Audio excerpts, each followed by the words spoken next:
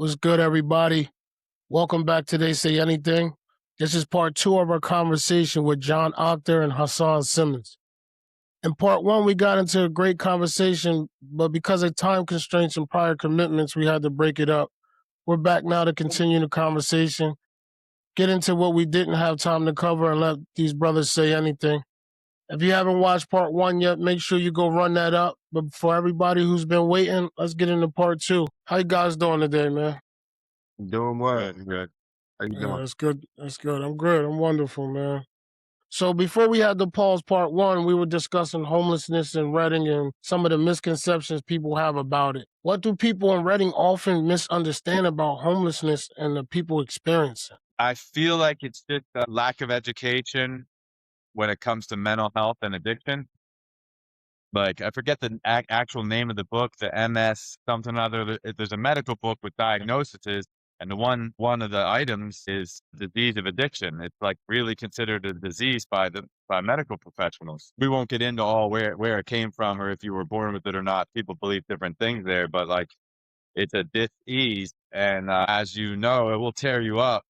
So I think the average person who's just like, why don't those bums go get a job? They don't understand the root, the addiction, the mental health. They don't understand hard times because they haven't been in hard times, even though they could be very close. And then once you're there, it's not that easy to get out of there. Once you're the disease of addiction and the mental health takes over and you're homeless, like it's one thing if you're using hard drugs and experiencing some mental health issues and are holding a job somehow and your family's supportive and you go get some help and then you come back to your job and your house, you know what I mean? But once you're there, that's a whole other. There's Yeah. also not a lot. I feel like a lot of people think that it's just drug addicts and like crazy people down there. And majority of people that we meet aren't on drugs. There is people that are on drugs, but there's a lot of people that are just in this situation. And without help from other people, it's really hard to get out because when they're trying to get jobs and they're dirty and they smell bad, these people don't want them in any of their facilities. So, and then they don't have a way there and back. They don't have IDs. So once they get down so low, they're almost kind of stuck there if they don't have any type of resources. That's understandable. So a lot of people have their own perceptions and narratives of a lot of stuff. You know what I mean? It's easy to judge from the outside. So you now have nearly 100 volunteers involved. How did you build that kind of support so quickly? We don't have 100 involved. We have 100 willing. We are like we might have mentioned last week, part of our problem is time. And between family and work and trying to do things here, it's a slow move. We've got a woman named Robin. She and her sister have been heavily involved the last few weeks. Robin is going to more than likely be our volunteer coordinator. So we need to, like in the coming days, we need to link her up with all the people that want to volunteer. And we want to always make sure that, like, we're going to have to keep going. We're trying to make it so we can do a little bit more managing and not be there every weekend. Like, for example, I have off today, but when we finish here, my car is packed with supplies. We went to BJ's last night. His car is packed with supplies. I need to go change cars, let my dog out and go right down there. And I'll be there from 12 something to maybe about 2:30 or 3. My Saturday is not free. I'm off from work. So we're trying to make it so Robin can have a couple women, a couple men, and then Robin doesn't even have to go every weekend. Her job is going to be communicate with people, set efforts up, maybe eventually have a debit card to buy the supplies the night before or even the morning of. We have people messaging, especially Hassan. He's more on social media than I am. That's really where they all came about was from the videos, the more videos that we post and more like the earlier videos. One of the videos went semi-viral. So we had like 30 people from one video wanting to volunteer. And then the more that we post, people from the community and surrounding areas are just contacting wanting to volunteer. My goal is to utilize them when we can. We don't want to just have 100 people over there in their space, but we want to have them be resources as well. Everyone has things that they can donate and things that are considered trash to us, but to them, And we have yeah. kind of a new setup that's just better. They have tables there at the encampment. They have all kinds of stuff. A lot of very resourceful individuals. Yeah, I So seen it from your videos. yeah, like like today, we're gonna all pull up to the curb right where the shower trailer comes, right what we call the main entrance. And when we're done, we'll head over to Canal Street. But there's only 4 people there. That's a lot simpler. So we'll set up there. We'll have the table. We have these miniature lanterns we got that because everybody wants batteries. So we have the miniature lanterns. You twist it, and the light comes out. You can twist it back for just a little light.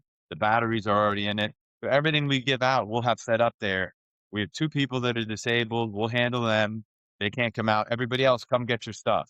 So when we have Betty and Jim, our new volunteers, they're not in there. Like inside the actual encampment and at the curb can be like night and day. There could be crazy stuff going on, and you know what I mean. But no, I shouldn't say crazy. It's different. You know what I mean. It's like West Reading to Reading. Like it's a different. It could be different. So that curb setup seems to be more ideal. We used to walk through and hand stuff out, and then you lose track of who got stuff. We're also starting a checklist to say like, okay, Jim got his stuff. Okay, Right. got her stuff. So keep it a little more organized. Okay. So what does becoming a 501c3 nonprofit mean for the housing project and the people you serve? I feel like it means growth. We can really start getting, because we're getting donations, but we want to get grants to be able to get a building, to be able to get a transportation vehicle, to be able to disinvest in more resources for the unhoused community. So the 501c3 really just means like more success and more great things coming to the people at the encampments, because the more that we get, the more we're going to put into it, and just on a bigger scale, because now we're just supplying their daily needs, but that's not really the end goal for the housing project. That's just what we're able to do now. But the end goal is to actually be getting people housed and getting people stable, getting them jobs and whatever resources they may need. Some of them, like one of the guys we have down there, Jesse, he's going to be the first person that we get out of there through officially through the housing project with our funds. But he wants an RV. So it's like sometimes it kinda varies for what we really need to do. Yeah. So speaking about that, you kind of went into my next question. That's perfect. So your work is not only about food and supplies. So talk about the bigger vision, like the treatment, resources, and eventually the stable housing. Something that I just recently started doing. So I got with Task. I mentioned Task last week. I got with Ebony McNeil. He's like the head director or whatever of Task. You may know him. He's older than you. Yeah. Okay. So I was hoping there was a possibility that they could come down to the encampment, but best we can do is he gave me some options that are not, it's not going to work quite that way. With like, they said they could have a day reserved where they expect me to possibly show up with a couple people. But all along, I should have been saying, if you want to go to rehab, come talk to me. I'll help you get into rehab all along. But I kind of mentioned that this also before. I probably did like I change when we go there. I get into like get them what they need, get them what they need. It's kind of like I turn into a little bit too much all business and not enough personal. I'll say how you doing today, or give somebody a bump or what's going on, or but I'm like let's supply all these people. Go over to Canal Street, supply them, and a little too much all business. And all along, I should have been saying, I guess maybe I didn't know people enough. You know what I mean? Now I have a rapport. This is months and months. So I'm not going to say, if you want to go to rehab, talk to me. Spread the word. If you want to go to rehab, you want to get some treatment, tell who you're, if you know anybody, I'm sorry, if you know anybody who wants to go to treatment, spread the word, talk to John. I'll help you do your intake at Task. Be ready at 7 a.m. Monday morning. You also learn as you go. Also. Right. Yeah, I've never done anything like this. This is I'm learning every day. And then as far as the housing, we have we have St. Paul's Church at 16th and Perkiomen. And we have a wonderful team. You know, there's 4 of us, but we're adding Robin and Lisa, like, as we speak, to the volunteers. But Drew Neidig, I mentioned last week, and Diana, I believe, Pelletier, I'm not sure if I'm pronouncing her name properly. They've got wisdom that we're achieving as we go, but we could be starting small. I think we're saying 18 months, but I think by this winter, possibly each individual. So the church is unoccupied, and we have the rights, I guess you would say, to use the church for people that need it. Ideally, there's a small amount of construction. It doesn't have showers yet. We don't want to get grant money and put $250,000 in grant money into a church if we don't do like a trial run. So we do need showers. It's going to need an elevator eventually. That's big money. The showers, you know, when you're doing something like this, people want to help. A plumber's not going to say, yeah, $200 an hour. We'll find people. I have contractors willing to help. Jason Bartlow, he might be around your age. He plays rugby for Reading Rugby. He volunteered his services. He's a contractor. But St. Paul's is a possibility. We start with just a couple people. I like the idea of you being clean first. Drew gave an example. Drew, our treasurer, he gave an example of a big operation in New York when he's from New York. Both of them are from out of town, and they're doing tremendous things in the community for people who aren't from here. As you know, we both are born and raised in Reading. He used an example in New York where, like, you move in, you don't necessarily have to be clean.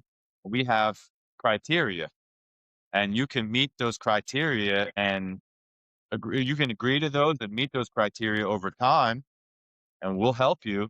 You can go to outpatient treatment, you can go to therapy, you can go to meetings, you'll have a roof over your head, you'll have a little cubicle room with a locker, a bed, a dresser. But if you can't meet those needs, you got to go, and we'll give somebody else a try. Like, this is opportunity. And if you don't see it as an opportunity to change your life, then, and you want to keep doing drugs, then you can go back and do drugs, and we'll let somebody else have that bed. So I can't tell Drew, you don't know what you're talking about, because he has witnessed this working firsthand. I'm more in the camp of let's start with you being clean. And then, you know what I mean? So we could give that a shot. We also working with we're gonna start trying to build some type of relationship or joint venture with the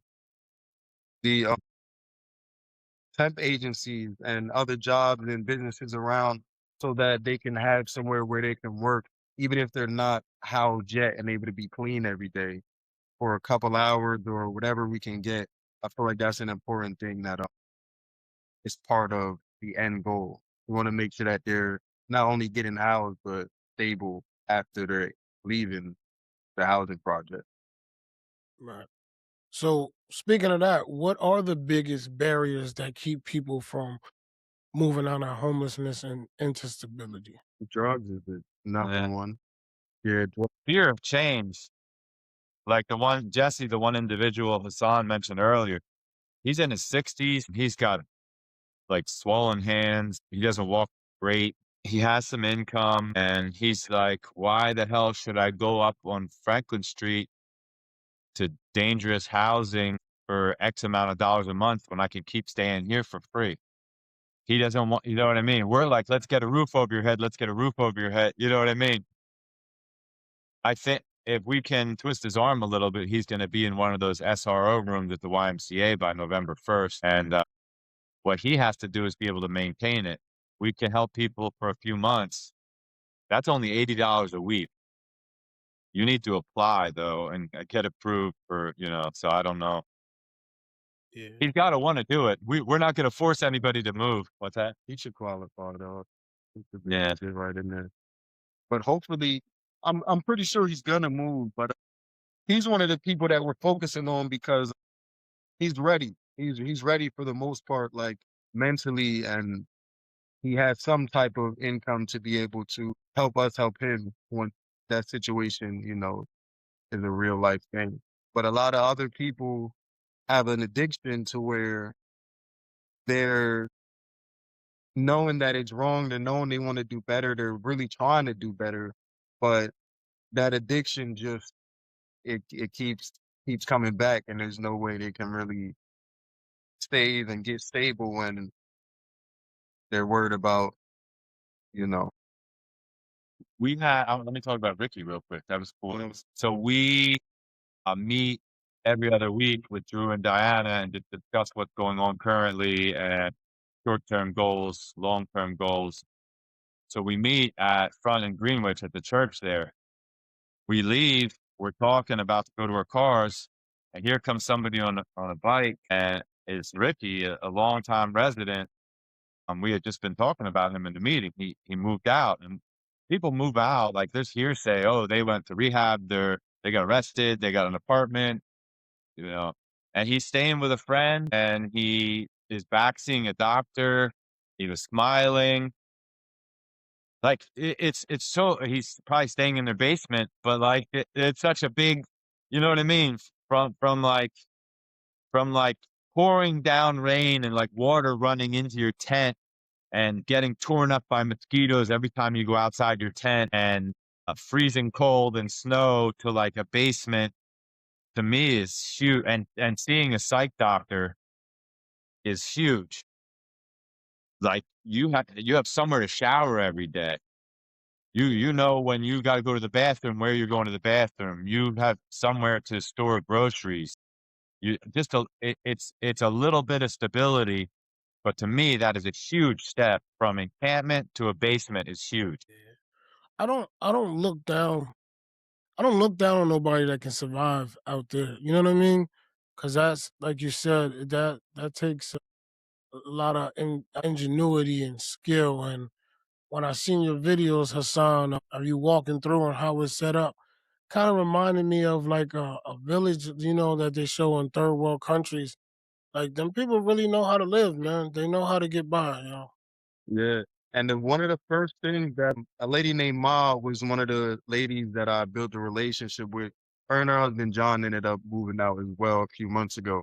But when I first went there, we built a relationship, and then I introduced her to John. And her main thing was basically she wanted people to experience what it's like to be down there. So we were literally gonna do like a IRL and just record like staying over there for the weekend and showing like from everything to using the bathroom to like everything. We're not allowed to go use any resources outside of the encampment to really show people what it's like.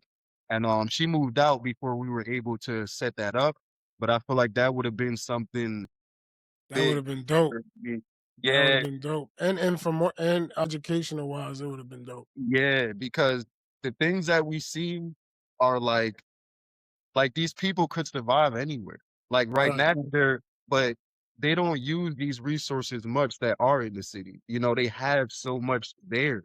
And a lot of times it looks like trash when I'm walking through recording the videos, but this is stuff to them that they use and it's got value and they got a smart way to use it. I think some of the ladies said they use pads for heat. Like, and I'm like, I'm still thinking like, how you do that? I think Ma was the one that said that. I'm like, how you pull that off? You know, she never got the chance to show me, but it's just they're very creative and survivalists for sure. Especially in a situation, say a war breaks out, and you know how you see all those buildings get knocked down in those other countries that's gone to war and things. Like something happens over here like that, a lot of people's not gonna be able to survive, man. Yeah, The whole infrastructure falls, a lot of people's not gonna be able to survive.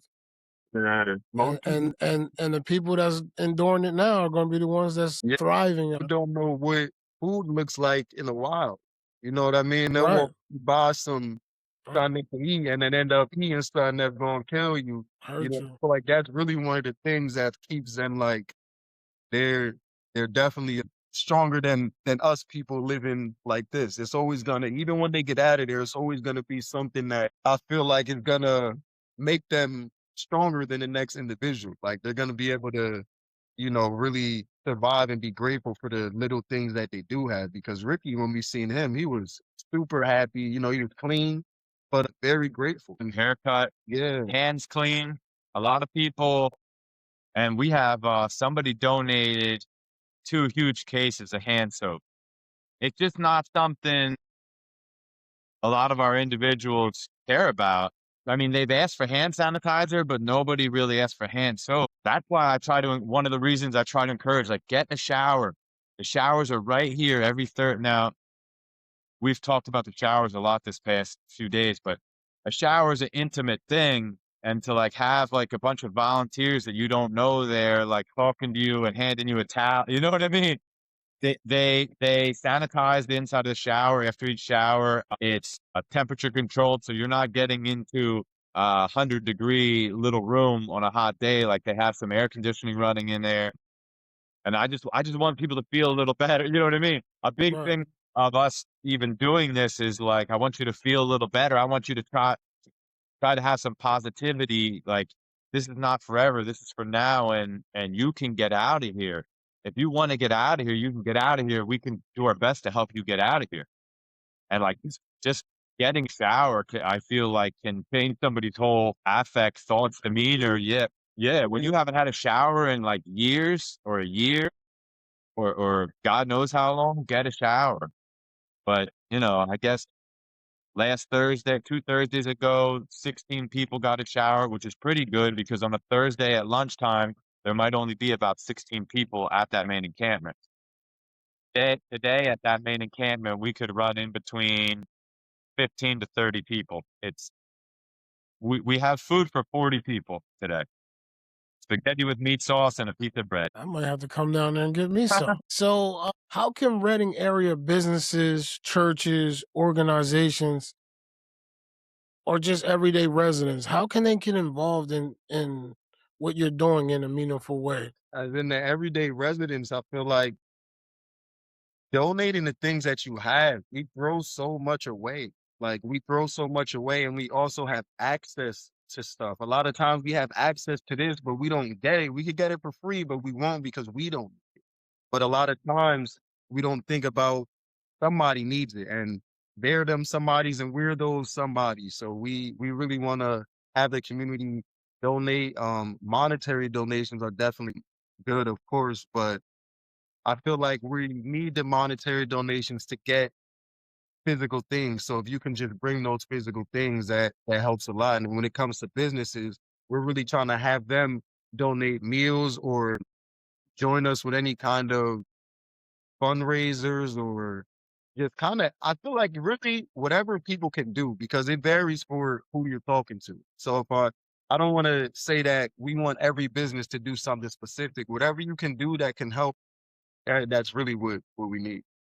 Right now, we're going only on weekends. Munchies, I want to do a shout out list at some point, but we don't have to do That's that. what I was gonna say. You could do a whole list whenever you want, now or later. But I really want you to shout out all. I don't forget anybody, so I'll get them all in mind, and I'll do it in a little bit maybe. But like, just for example, Munchies, they came a couple weeks ago, and he's saying I'll come once a month on a weekend and one weekday a month, and that's like, If just to come down and do that, yeah, yeah, I'll take, yeah, if Munchies can handle that. or to the point where you know they wouldn't food wouldn't be a problem.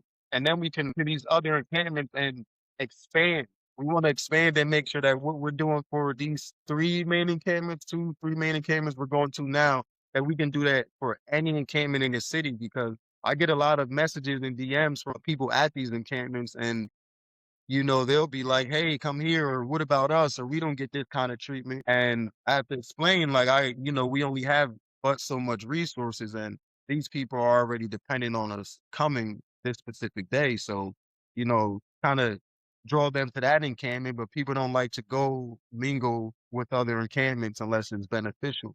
It shows the difference in 20 years. Back in my day, you didn't have you probably didn't have a phone if you were homeless. Now you have a phone and you're on TikTok watching his videos saying, "What about my encampment?" So something we want to do in the near future, I got to get with somebody from the city probably just to get. I mean, you can figure it out. You go up above Reading High, you walk a couple feet, you'll start seeing. You know what I mean? I can figure it out, but I'd like to talk to them and see if we can visit a couple. I kind of don't want to visit new encampments too soon, and then we tell them we're coming, and then we're not there for a few more weeks or a month. I'd like to Right. visit them and say, we're coming next week with supplies. We wanted to see how many people. So I try not to get overwhelmed with this because we have a tremendous amount of people that want to help. We just have to manage it and put everything into place. But when I feel like he and I we both have kids, but now we're like adding adults that need help. And currently we have about 40 adults that we're helping. Are we ready to make that 140? You know what I mean? Without other resources in place, mainly people, donations, grants. We can apply for grants as soon as this paperwork. We got to hear back from the IRS. So our 501c3 is good with the state. That happens like immediately when you click the button. I don't think there's any hold on that. Shout out to Drew Neidig again, but Drew's handling all that. And within the next few weeks, we should be hearing back from the IRS. And then I could do my shout out list quick.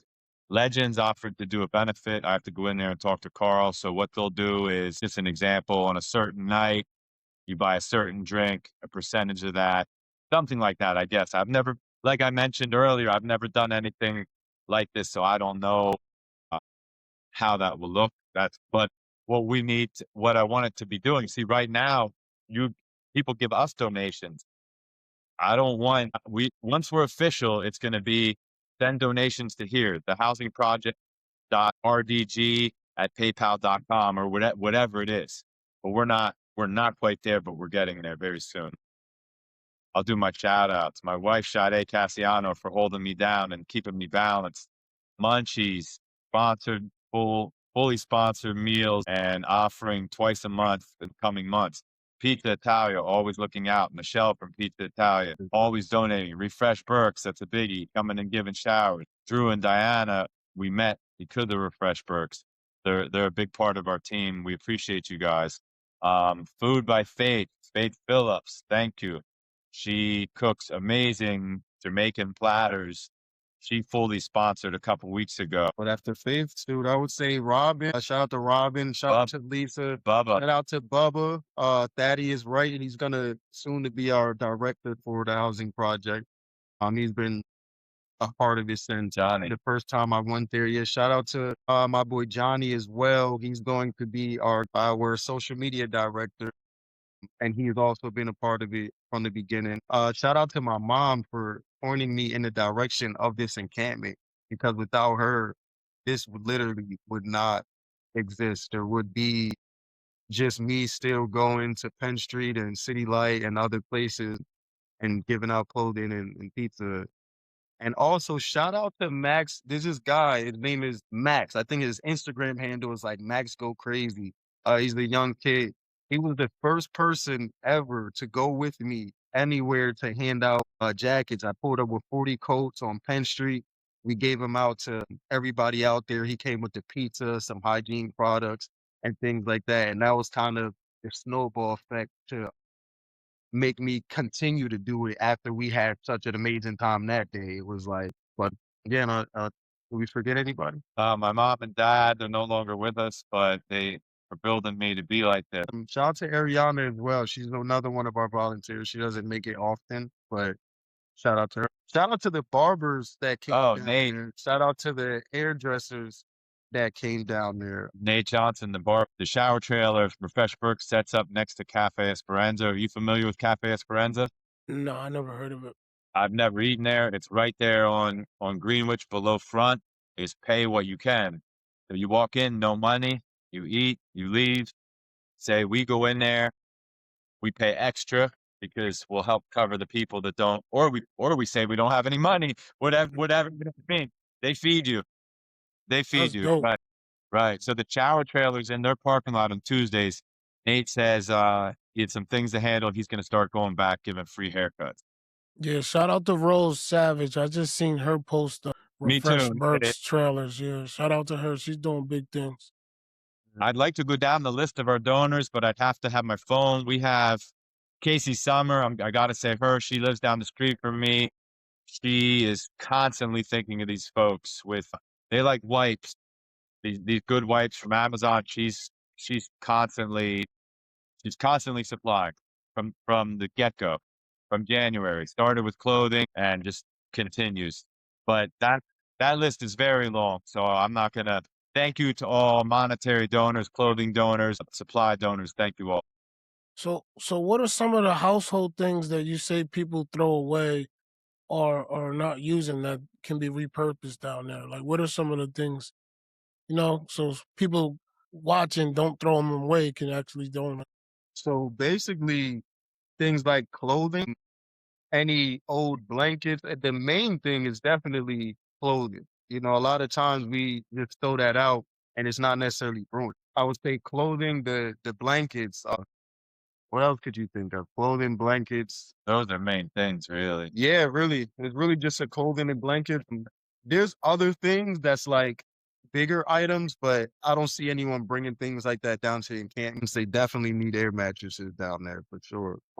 We have a donation drop-off location and the times, but it's in my phone. Yeah, that's really the main few things though. Besides that, it's like the toiletries and water and food and Coming soon to an encampment near you is propane. yeah, and propane. Yeah, that's major in the winter time. We were getting the little ones, and we learned real quick. I probably mentioned this last week. It's better to take the big ones and refill them. That I'll tell you. And the reason that just sticks out to me, like even just it goes down to 65 at night. It reminds me soon it can be 35, 25, 15 degrees, zero wind chill. Like I would go to the encampment on Saturday, or we would go, and every night, all the way up until the night before going back to the encampment, I'm laying in my warm bed thinking, like, are they warm enough? I know it's hard to leave that now when you see so much. I know it's hard to leave that when you go home. Yeah. I know that follows. Like I'm warm, like here I am in my bed, are they Right. warm? That's something, not that I lack motivation with this, but that is just keep going. What's that called? Survivor's remorse. Yeah, Yeah. especially with Ma, John, and Jesse, we really like grew like a real family kind of bond. And for me personally, always leaving there and having them text you or whatever, and you're just I I'll tell you what, we all should be really grateful. Literally, whatever you're going through, man, be very grateful because it can always be worse. Felt that watching your video, like, yo, because us living like we live, we get down and out, go through depression and things like that, and then you see things like, yo, there's people way worse than me. You know what I mean? Yeah, So you gotta kind of be thankful for whatever stage you in, man. As long as you woke up today. Perspective is big, and first world problems like my flight is late. What the hell's going on here? It ain't that serious, you know what I mean? It's You not. It's you'll get not. to Puerto Rico an hour late and you're gonna be okay, John, or whoever. But it's for me, like I have luxury problems.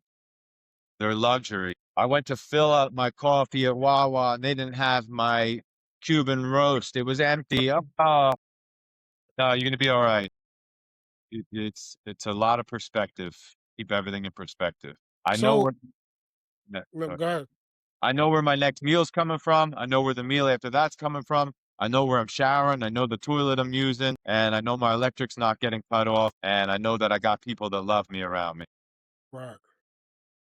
So what I was gonna say is like, what do you hope the housing project looks like in a year from now, and what is the long term goal?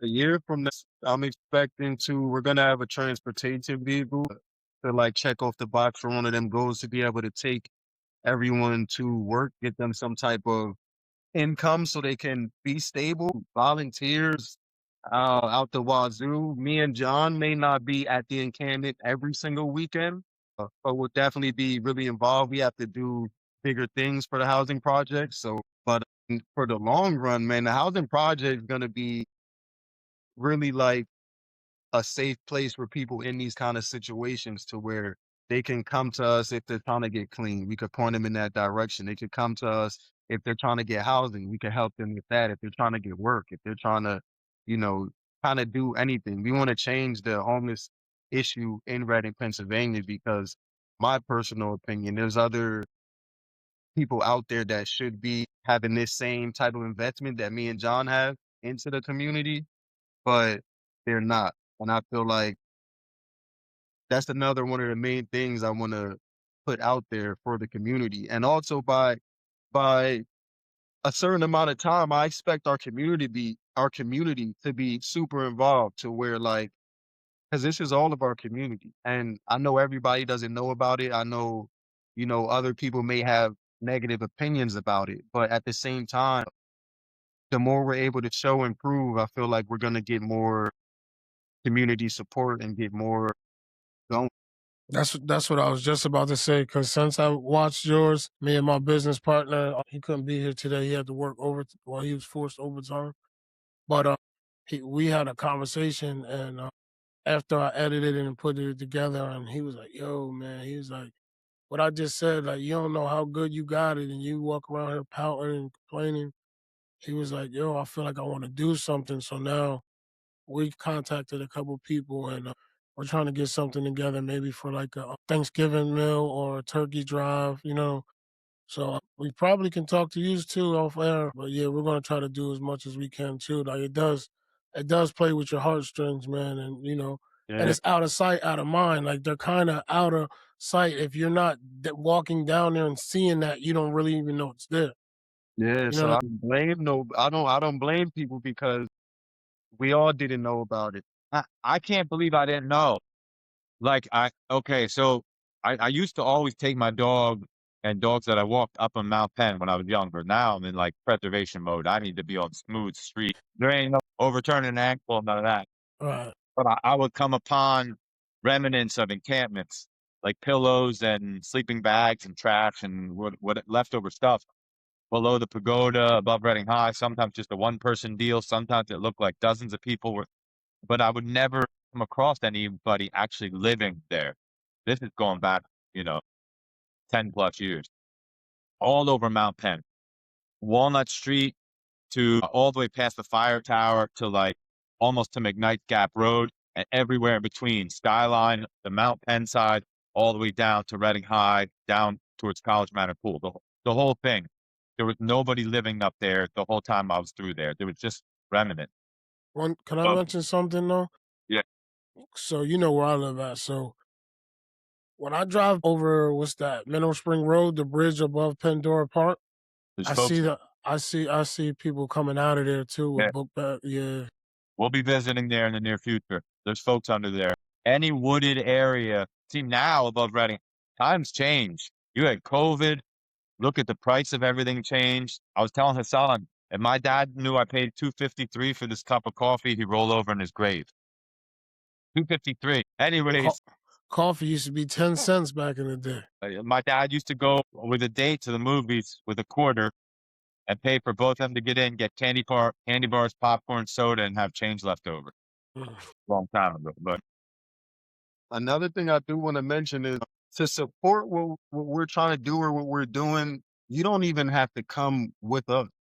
Like you don't have to contact us, like just doing something on your own. Because one thing that we notice now, for the past few months, there's been a lot of people coming just doing things on their own. There's somebody I think supposed to be making burgers or something this weekend, just things like that. To where, and the more that you do for them, the more that you're around, the more you treat them like normal people, the more that they feel like they can be a part of society again. The more that they feel like they're accepted and they could have the confidence to walk into a job and try to get an application on a Thursday, fresh out of the shower from Refresh Burks.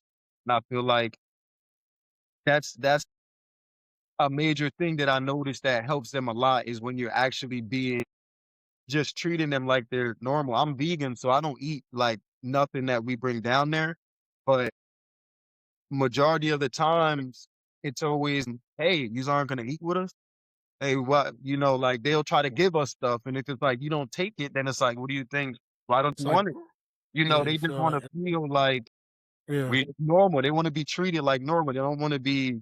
And I feel the more people that come down there, the more that they'll feel that love and feel that there's somebody. And that's what'll really make me change. Because for me, it took for somebody to kind of not even tell me that I'm somebody, but just help me for no reason. And it made me feel like I'm right, somebody. I have a purpose, and right. it changed my whole mindset. And eventually made me who I am today. And I feel like we all have a purpose. It can be the littlest things. You can be that person that walked by and said, you know, I like your outfit, and this person could have been having a bad day or Right. just something more detailed, like, hey, God bless you, and spit a quick prayer to somebody that possibly was about to go jump off a bridge later on today. And I feel Yeah. like it's the little things that change our lives. And I really noticed that in my own life with every single person around. I really value people, even people from the encampment. We all bring purpose, and we can be that purpose for them. Hit the share button. Hit Yeah. the share button. If you don't want to do anything, hit the share button. So for anyone listening who wants to support, volunteer, donate, or connect someone in need with your organization, where should they go and what should they do first? Contact one of us. Contact one of us. I think just reach Yeah. out to one of us.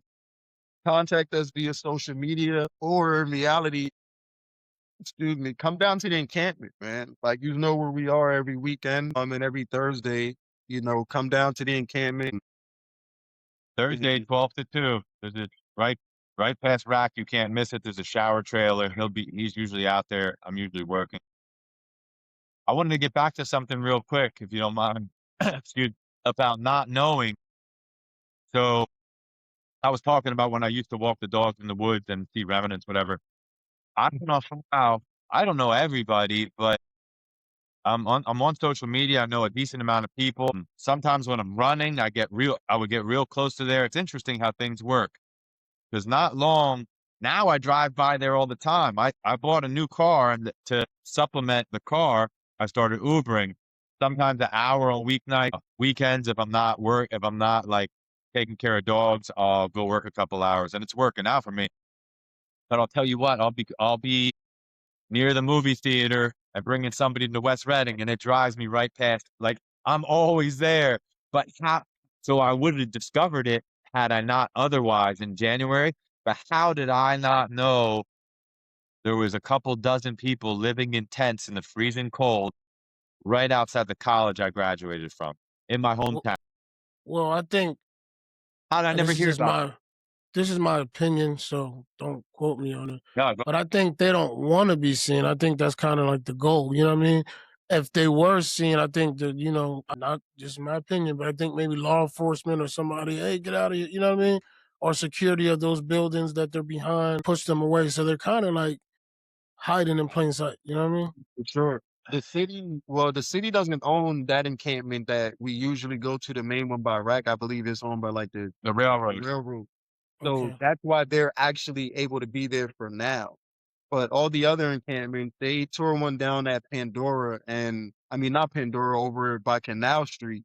And now they're deep, like, you have to go find them. Like, it's probably about a full, what I say, a minute What? to get to, like, Canal Street in the back? to get to the actual where people are living at. Yeah, you gotta walk. You know what the skate park is down there at Canal Street? Yeah. You Yeah. gotta try to go In the down, woods to find them. Like, you wouldn't. wear bug spray. Even at the other encampment, they like the grass high. They hate in the summer when it gets hot, and now all the trees are. I mean, in the winter it gets cold and all the trees are dying, and everyone can see through there. And now they know they're there. I Now feel they're like exposed. Yeah. a lot of that is shame and embarrassment, depending on your mental health and your drug use status, paranoia.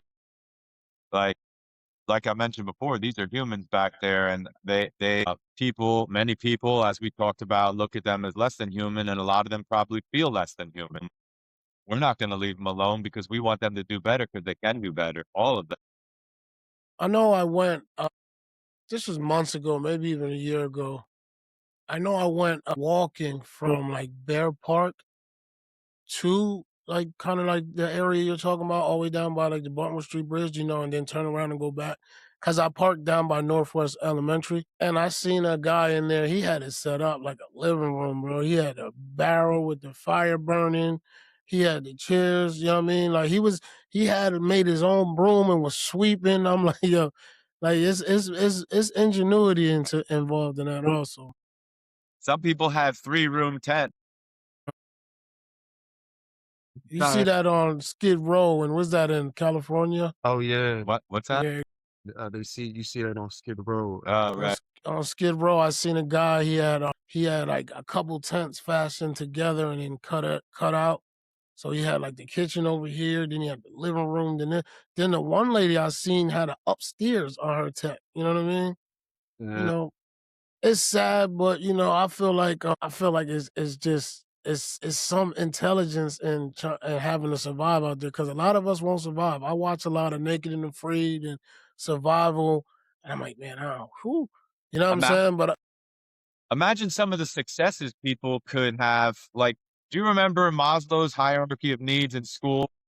I don't know what class it would have been in, but then I heard a lot about it in college then too. So like you're at the top is self-actualization, owning your own business, punching a clock and supporting your family, whatever. It's like the good shit is up top. At the right, bottom, at the base is like shelter, clothing, food, water, warmth, air conditioning, your basic needs. So like imagine these people who have this ingenuity and resourceful, like you said, the broom and the barrel and the chair, how he had it set up, like that's his home. Imagine how successful he could be if his basic needs were met on a little bit of a different level and he worked for a successful company or started his own business or, and in the end, like this will never stop. And in the end, not there is no end, but not everybody will want to be out of there. But a lot of people really would like to get the hell out of there. We have Brian. Go to Brian left. I hope he's not there today. Yeah. A longtime resident. He told me 2 weeks ago I'm going to rehab, and then last week he was gone, and they said they didn't know where he was. I guess he maybe didn't tell anybody. So I consider all of them a success story. If you're staying in somebody's basement, you got an apartment through Red Cross, Salvation Army. They're helping you with the rent. You go to rehab. Success, you know what I mean? So so we're not taught to survive. We're taught to rely on the things that we can accumulate by money. So people that's used to having money and only accumulating things through having money, they Mm. can't survive without money. So That's I, like I said, I tip my hat to people that can survive. that's why some of the most successful people have been at low points like Right. that. I feel like Absolutely. even for myself, it took me to be homeless and have nowhere to go and everybody treating you funny and you gotta sleep in the park and you don't know how to eat. Then my daughter coming down. Now I can't do this with my daughter. Like it took me to go through all that and know like the how to survive with the bare minimum. So now I live under my means. I don't live beyond my means. I could do certain things that I won't do because I'm so scared of going back to that point. And I feel like, yeah, it really is a lesson if you take it the right way. It's not really a loss. And without that, I really don't think I would be who I am. So I feel Yeah. like being successful out of something like that, really, it's a different kind of hunger. Well, Like, yeah. Well, when you hit rock bottom, it's only up. You know what I r- mean? It's right. only up. I live crazy frugal some days. I feel like it's wearing off, and it's like part of it I get from my dad. I guess my dad parent lived through the Great Depression, so my dad was taught like my dad would have be wearing clothing that he had no business still have. You know what I'm saying? Like duct tape on the sneakers. You know what I mean? And Sade will be like, throw that away, or you know what I mean? That is done. Get that and I gotta remind myself like it's okay. You can go buy. You know what I mean? Like you have another egg. You know what I mean? A dozen eggs are $1.39 at Aldi. Have another egg. But I one of my things is to enjoy my time off and go on vacation and take my family on vacation.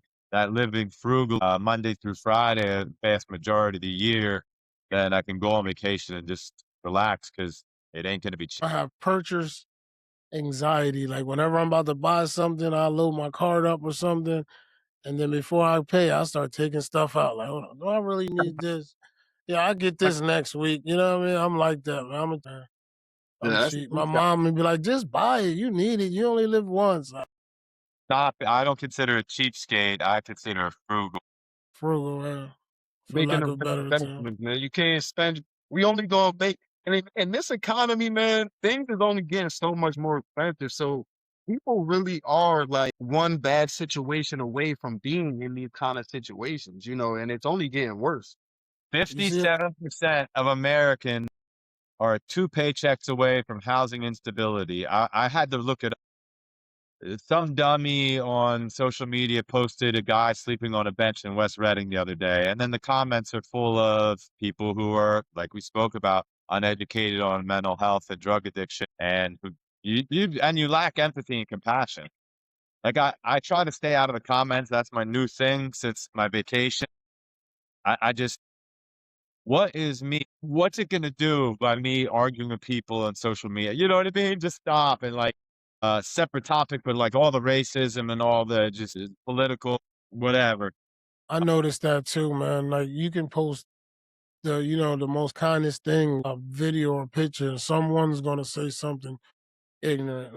And I had to stop, chasing comments also and just let them go. Even in the videos we post and the interviews, someone always has something to say. Oh, well, what about this? We're not talking about that right now. We're talking about this. Yeah. You know what I mean? Like, what does that have to do with the price of Apple in China? But, Yeah. We go do the same thing with the videos posted on the page. I ignore, and really don't take heed of it. John really doesn't like it, man. John, I can't. I, It bothers me. stop responding to him, man. It ain't even worth it. But John will tell them all. But I always tell him, man, that our supporters are gonna do that for us. They'll Yeah, see that comment, they know right from wrong, and like you were saying earlier about having empathy. When you have empathy, you can kind of lack the intelligence on a specific topic, if it's homelessness or addiction or whatever, because the empathy, you'll make excuses for them almost because you care. So you'll think of reasons before you're just judging. His video from February 1st, is it still pinned on Facebook? I don't think so. I think All right, there's a video from February 1st. It had like 110,000 views. That's the one he said semi-viral. Like I love that video. Like that's the video Sade sent to me and said, check this out. Right after my first or second visit to the encampment. After that, I contacted him. We got in touch and then we got together, and now that's my little brother. But the comments in there, I went through and commented back to everybody. That people that want to be helpful, I commented, you know what I mean? And then the people saying bad stuff, I had to go at them. But what good is coming out of me going at those people? They're not going to change. A 50-year no. man that says, why don't these bums go get a job? Did they pay their property tax like I did? That 15-year-old man's not going to change. 50-year-old man's not going to change because I want him to.